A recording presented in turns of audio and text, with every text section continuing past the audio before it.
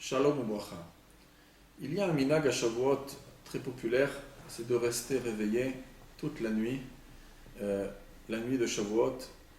Et pour cela, les maris vont venir donc à la maison, on va passer la Souda de Yom Tov, et ensuite partir à la synagogue pour faire le Tikkun.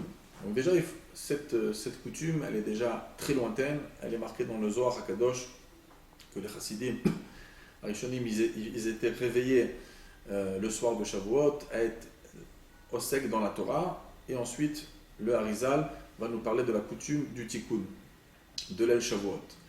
Donc il est très important de respecter cette coutume, pardon, très important de respecter la coutume du Tikkun El Shavuot, malgré qu'on a des fois des grandes envies d'étudier la Torah et d'étudier pas mal d'autres passages. On pourrait penser que le Tikkun il est plutôt réservé à des personnes qui n'ont pas vraiment des grandes connaissances, et donc ils vont plutôt faire de la lecture, du Tanakh, des parties du Zohar, des Mishnayot, etc., comme c'est la coutume du Tikkun. Mais pour les grands étudiants, ils pourraient se réserver à faire une belle soirée de Talmud, de Chassidut, etc.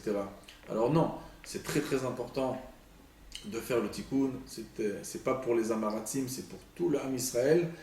Et si quelqu'un il aura terminé le Tikkun, eh ben, tant mieux, il pourra étudier ensuite la Torah jusqu'au matin sans aucun problème. Et de ne pas être Mevater Bekalout. C'est vrai qu'il y a d'autres chitotes qui ont été expliquées par le Gaon de Vilna, etc. Mais pour nous, en tout cas, c'est très clair. Il faut aussi inciter tout le monde à respecter le Tikkun du Shavuot. C'est très important. C'est ça qui nous prépare essentiellement au lendemain, au matin de Torah qui se renouvelle chaque année. Qui ça concerne? Alors, le Ben Ishraï, dans le Shut Rav Perlin, on lui a posé une question où les femmes lui demandaient est-ce que nous aussi on se doit de rester réveillés le Shavuot? Est-ce que nous on se doit aussi de faire Tikkun le Shavuot?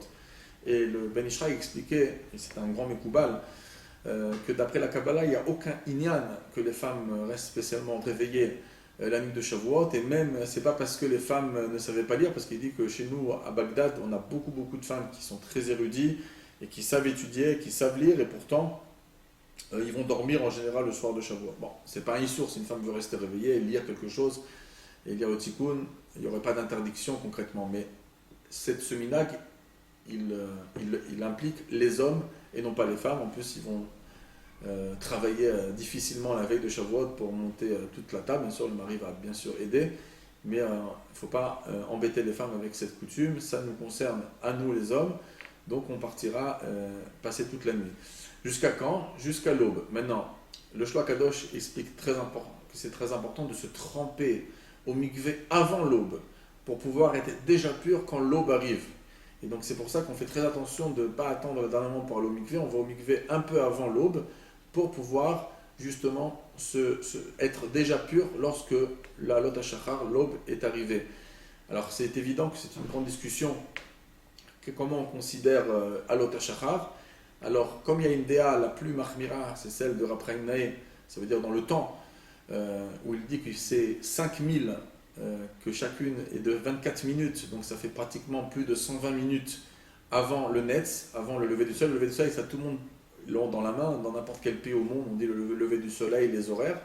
Donc c'est plus de 120 minutes avant. Donc c'est bien, comme cette déale existe, et qu'on doit se tremper avant l'aube, donc c'est Kedag de se tremper avant les 120 minutes, avant le net. Comme ça, on est tranquille que d'après toutes les chitotes, on s'est trempé avant l'aube.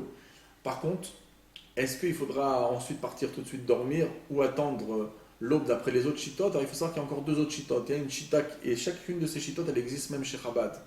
Il y a une chita qui pense que c'est 72 minutes. Ça se repose un peu sur l'Admorazaken dans le Sidour, quand il explique la chita de Rabbeinu Tam. Et il y a une autre chita qui est en vérité 4000 de 24 minutes. Ça veut dire environ 96 minutes, parce que ça peut changer, ça peut être varié entre 96 et plus, parce que ça dépend, c'est des heures aussi qui sont zmanites. Donc concrètement, 96 minutes. Donc ça c'est la chita que personnellement je pense qui est celle que l'Admorazaken pense. Et donc il faudra rester réveillé jusqu'à l'aube. Donc le mikvé, ça on peut aller à l'heure du Rav Chaim Naeh, mais on faudra rester réveillé jusqu'à l'aube, et même ça sera conseillé, puisque le Rabbi Rachab demandait d'aller se reposer, de ne pas prier directement pour ne pas avoir la tête lourde, d'être concentré pour Erev Shavuot, pour la prière du matin, de Shavuot. Donc des fois, par accident, il faut bien sûr pas faire attention de dire aux femmes qui n'ont pas dormi de nous réveiller avant le Zman Kriyat Shema pour ne pas perdre, surtout le Kriyat Shema le jour de Shavuot. Mais dans le cas où il y a un accident et qu'on ne va pas se réveiller à l'heure, alors il est important d'attendre l'aube, de faire le Kriyat Shema à l'aube. Alors c'est vrai que d'après l'Halakha, c'est moutard de faire à ce moment-là. Simplement, les Chachamim, ils ont été métaken d'attendre un peu plus de temps, Michi Yakir.